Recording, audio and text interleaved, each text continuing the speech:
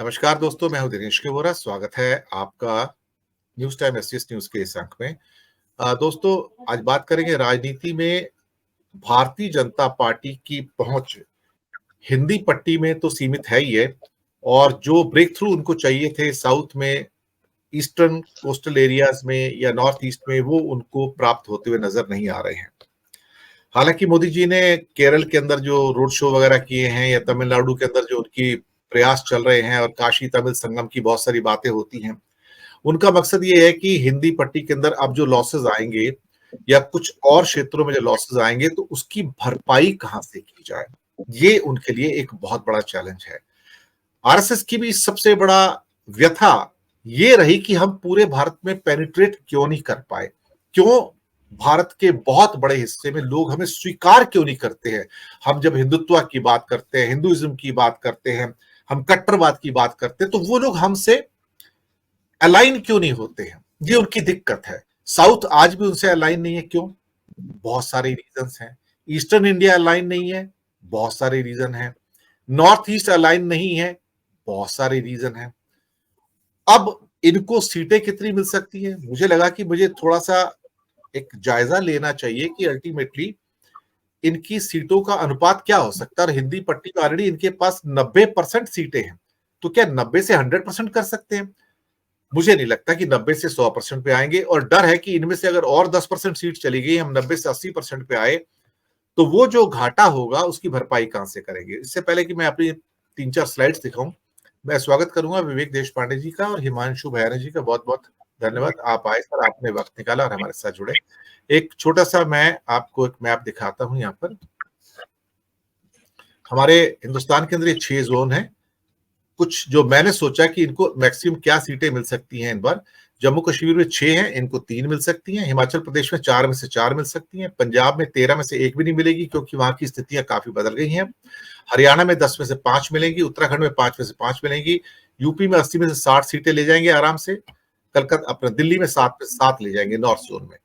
West zone में आते हैं तो राजस्थान में एक्सपेक्ट कर सकते हैं कि 25 में से 20 ले जाएंगे। गुजरात में 26 में 26, महाराष्ट्र 48 में से कम 24, गोवा 2 में से 1 ले जाएंगे।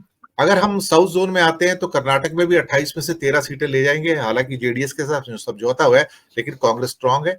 तमिलनाडु में 39 में से निल, तेलंगाना में 17 में से मैक्सिमम 2 इस बार आएंगी, आंध्र में 25 में से निल, केरला 20 में से निल आएंगी।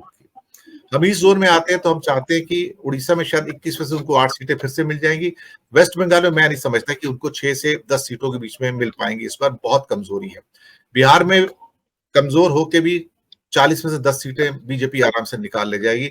झारखंड में फिर 14 में से 8, असम में से 14 में से 10, और सेंट्रल जोन में एमपी में 29 में से 25, छत्तीसगढ़ में 11 में से 8 बीजेपी ले जाएगी, और नॉर्थ ईस्ट जोन में 11 में से 4 सीटें वो लेकर चले जाएंगे, ऐसा मेरा अनुमान है। मैं ये समझ के चलता हूं कि इतना सब होने के बावजूद भी शायद उनकी जो सीटें हैं वो कुल मिला के 253 से ऊपर नहीं होंगी 542 में से। मैंने यहाँ पर उनको 90 से 100% सीटें देने की कोशिश की है स्टेट्स में। हालांकि मेरा अनुमान है कि सीटें इससे कम होंगी, लेकिन इसके बावजूद भी इनकी सीटें इनके एलाइज को मिला के मुझे 253 से ऊपर होती नजर नहीं आती हैं। शायद ये खौफ है कि जो सदर्न जोन है, जहां पे जो ब्लू कलर में नीचे दिखाया गया है, वहां पर इनके लॉसेस सब्सटेंशियल हो सकते हैं, क्योंकि अभी तक उनके पास 26 और 4 30 सीटें इनके पास थी, यानी कि 26 सीटें इनके पास कर्नाटक और 4 सीटें तेलंगाना में, लेकिन इस बार वो 30 सीटें नहीं आएंगी उनके पास। इसके अलावा बंगाल और उड़ीसा से भी इनके लॉसेज हैं, नॉर्थ ईस्ट से भी लॉसेज हैं, पंजाब से लॉसेज होंगे जहां भी 2-3 सीटें थी, और जम्मू कश्मीर की स्थितियां वही रहेंगी। ये एक मोटा मोटा एक आंकलन है। बहुत सारे लोग शायद इससे सहमत ना भी हों कि भारतीय जनता पार्टी इससे स्ट्रांग होगी। हालांकि मैंने फिर से 90% सीटें हिंदी पट्टी के अंदर उनको देने की कोशिश की है, लेकिन बाकी जगह जो दरवाजे खुलने चाहिए थे वो उनके लिए नहीं खुल रहे हैं। तो मैं सबसे पहले टिप्पणी लेना चाहूंगा विवेक देश पांडे जी से कि स्थितियां जो दिखाई जा रही हैं कि अब की बार क्या कहते हैं कि 400 पार, एक्चुअली सच कहा जाए तो इनके पास 450 कैंडिडेट नहीं मिलेंगे। इनको नॉर्थ ईस्ट में नहीं मिलेंगे, साउथ के अंदर तमिलनाडु में 39 कैंडिडेट नहीं मिलेंगे खड़ा करने के लिए, केरल में 20 में 20 कैंडिडेट नहीं मिलेंगे, आंध्रा के 25 में 25 सीटों में कैंडिडेट नहीं मिलेंगे, और तेलंगाना में 17 में 17 4-5 सीटों को छोड़ के अच्छे कैंडिडेट नहीं मिलेंगे। तो इनकी 100 सीटें तो वैसे ही माइनस हो जाती है यहाँ पर, जहां पर वो चुनाव कहने को कैंडिडेट खड़ा है लेकिन वो है नहीं वहां पर, तो इनके चुनाव ही 450 में लड़ने जा रहे हैं, तो 450 में अब की बार 400 पार थोड़ा सा रेडिकुलस लगता है, मैं गलत भी हूं, लेकिन मैं फिर भी अपने मेहमान जो है उनसे अनुमान चाहूंगा। इस बीच अचल जी भी हमारे साथ जुड़ गए। अचल जी, स्वागत है आपका। विवेक जी। जी जी, ये जो 400 पार वाला नारा है दिनेश जी, मुझे लगता है एक साइकोलॉजिकल वॉरफेयर के तहत दिया गया है। मुझे ये लगता है कि शायद बीजेपी को भी पता है कि वो 400 के पार नहीं जा सकते, किसी भी तरह से वो 400 के पार जाने की कोई संभावना नहीं है। आपने अभी जो सीटें गिनाई वो बहुत रियलिस्टिक असेसमेंट है, और उसको देखते हुए 250 से ऊपर जाने की पॉसिबिलिटी नहीं है। 250 और 400 में 150 सीटों का फर्क है। ये 150 सीटें कहां से लाएंगे? तो अगर ये 400 सीटें ले आते हैं तो यकीन मानिए ये बिल्कुल कहीं ना कहीं इन्होंने घोटाला किया होगा, कहीं ना कहीं उन्होंने गड़बड़ की होगी। तो उसके अलावा 400 सीटें इनके पास आ ही नहीं सकती, इस तरह की आज स्थिति है। तो ये साइकोलॉजिकल वॉरफेयर का एक तरीका है। और मैंने देखा है कि बहुत सारे बड़े बड़े कॉलमनिस्ट भी जो इनके तरफ से बात करने वाले नहीं है, और मतलब बहुत ही न्यूट्रल इस तरीके से बात करने वाले और अच्छे पत्रकार भी इस बात की हामी भरते हुए दिख रहे हैं कि मोदी जी फिर से तीसरी बार प्रधानमंत्री बनने जा रहे हैं। अब ये जो है ना, ये इस तरह की एक समझ समाज में अगर फैल जाती है तो एक तरह का एक वातावरण बन जाता है बीजेपी के पक्ष में, और लोग सोचते हैं, लोग सोचने पे मजबूर हो जाएंगे कि अगर किसी भी तरह से बीजेपी ही वापस आने वाली है तो फिर हमारे किसी और को वोट देने का क्या मतलब है। इस तरह का एक परसेप्शन, एक सेंटिमेंट इससे क्रिएट हो जाता है। इसलिए मुझे लगता है कि सबसे बेसिक बात यह है कि जब 2024 के चुनाव में अपोजिशन पार्टी जाए तो कोई भी जो एक न्यूट्रल पत्रकार है वो किसी भी लिहाज से वो इस तरह की बात न फैलाए कि मोदी जी तो प्रधानमंत्री बनने वाले हैं तीसरी बार। ये एक फोरगॉन कंक्लूजन है, क्योंकि मतलब मैं ये विशफुल थिंकिंग की बात नहीं कर रहा। विशफुल थिंकिंग अगर किसी का ये हो कि मोदी जी हार जाए इसलिए वो हार जाएंगे, ऐसा नहीं है। लेकिन हमने कई बार ऐसा इतिहास में भी देखा है कि इस तरह की बातें जब होती है उसके बाद फिर जो परिणाम आते हैं वो कई बार उल्टे आते हैं। मतलब इमरजेंसी भी उसका एक उदाहरण है। जॉर्ज फर्नांडिस तो कहते थे कि हम इलेक्शन न लड़े तो मैं जहां तक मैं गलत नहीं हूं तो अगर जॉर्ज फर्नांडिस की बात है कि हमने इलेक्शन लड़ना नहीं चाहिए क्योंकि हार जाएंगे, तो इस तरह का परसेप्शन एक बनाया जाता है। उस परसेप्शन के हम भागीदार न हो ये अच्छा है। और मेन बात यह है कि अगर बीजेपी को सत्ता से खारिज करना है, अगर ये चाहने वाले कुछ सुबुद्ध नागरिक है और विपक्ष भी ये चाहता है, तो सबको पहले तो ये मानकर चलना होगा कि बीजेपी को परास्त किया जा सकता है। इस आत्मविश्वास के साथ अगर आप इस चुनाव में नहीं उतरते हैं तो फिर बीजेपी का विजय जो है वो निश्चित है। तो इसलिए पहले तो ये मान के चलना पड़ेगा कि बीजेपी को हराया जा सकता है।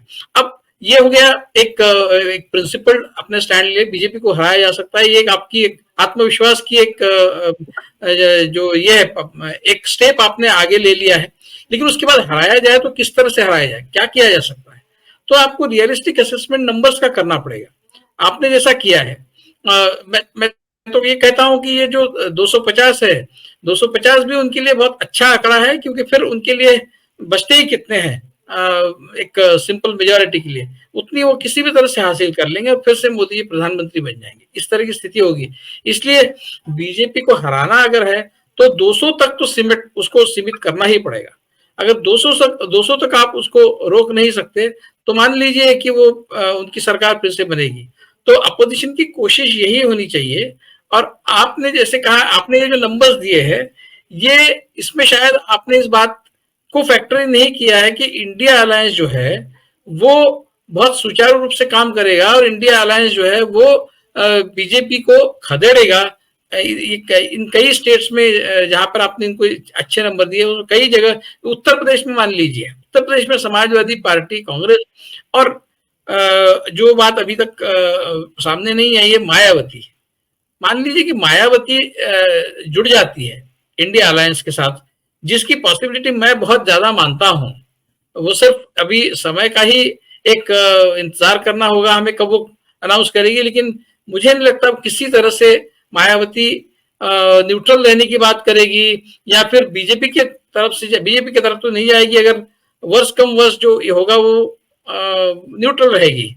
लेकिन मुझे लगता है कि अभी ये मौका है उसको मायावती को एक स्टैंड लेने का, क्योंकि अगर बीजेपी के चंगुल से अपने आप को मुक्त कराना है, तीसरी बार भी सरकार बीजेपी की आती है, तो वो जो तनाव जो मायावती के ऊपर बना हुआ है वो तनाव और भी ज्यादा पक्का हो जाएगा।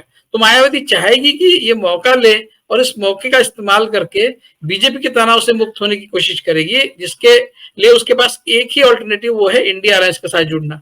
अगर उत्तर प्रदेश में वो इंडिया अलायंस के साथ जुड़ती है तो जो 60 सीटों का अंदाज आप लगा रहे हैं, मुझे नहीं लगता वो 60 सीटें बीजेपी प्राप्त कर पाएगी। अगर कहीं इलेक्ट्रोल रोल्स में धांधली वगैरह नहीं की तो जिस तरह से वो करती है, रामपुर का उदाहरण सबको पता है, अगर इस तरह की कोई धांधलियां वो नहीं करती है तो कोई कारण ही नहीं है कि वो 60 सीटें वहां पर ले जाए। वो आधे अभी जो जितनी सीटें उसके आधे पर भी वो आ सकती है, क्योंकि बीएसपी का प्रतिशत 13 है, कांग्रेस का मान लीजिए 2-3% है, तो दोनों का मिलाकर करीब 16% है। समाजवादी पार्टी है, समाजवादी पार्टी का प्रतिशत मुझे पता नहीं है, लेकिन 26-27 तो होगा, इतना तो शायद उसका है ही। तो एक बहुत ही फॉर्मिडेबल फोर्स तीनों मिलकर उत्तर प्रदेश में बनते हैं। गुजरात तो जाने दीजिए, गुजरात तो पूरा मोदी जी के पीछे ही जाएगा, लेकिन मध्य प्रदेश है और फिर छत्तीसगढ़ में आप 8 सीटें दे रहे, तो 10 में से 8 दे रहे, मुझे नहीं लगता इतनी सीटें मिलेगी। अगर दिल्ली में, ये दूर की पॉसिबिलिटी है, दूर की कौड़ी है कि दिल्ली में अगर कांग्रेस और आम आदमी पार्टी में साझेदारी हो जाती है, जिसकी पॉसिबिलिटी को नकारा नहीं जा सकता, अगर हो जाती है तो दिल्ली में 7 में से 7 सीटें कहां से मिलेगी बीजेपी को, वो तो आधे पे आ जाएंगे। तो बिहार की बात हमको पता है, महाराष्ट्र में क्या हो सकता है हमको पता है, बंगाल में क्या हो सकता है हमको पता है। तो कुल मिलाकर स्थिति बीजेपी के लिए बहुत ज्यादा अनुकूल है, इस तरह की कोई बात नहीं है। वो तो वातावरण बना रहे, परसेप्शन क्रिएट करते हैं, जो बहुत आवश्यक है चुनाव में। और दूसरे पक्ष की तरफ से भी, विपक्ष की तरफ से भी इस तरह का माहौल बनना जरूरी है, इस तरह का एक वातावरण बनना जरूरी है। लोगों, जो विपक्ष को मत देने वाले लोग हैं, उनके मन में इस विश्वास को जगाना कि बीजेपी को हराया जा सकता है, बहुत जरूरी है। अगर वो फेट अकम्पली करके बीजेपी की ही सरकार आने वाली इस तरह की बात मानने लगे, जो विपक्ष को मत देने वाले लोग हैं, तो वो शायद इलेक्शन से, वोटिंग से दूर भी रह सकते कि हम चाहे कितना भी बीजेपी के पक्ष अगेंस्ट वोट डाल दे, लेकिन जीत तो बीजेपी की होने वाली है, तो बेहतर है हम वोट ही ना डाले या फिर नोटा कर दे। इस तरह का कोई वातावरण न बने, ये इंश्योर करना बहुत जरूरी है दिनेश जी। जी जी।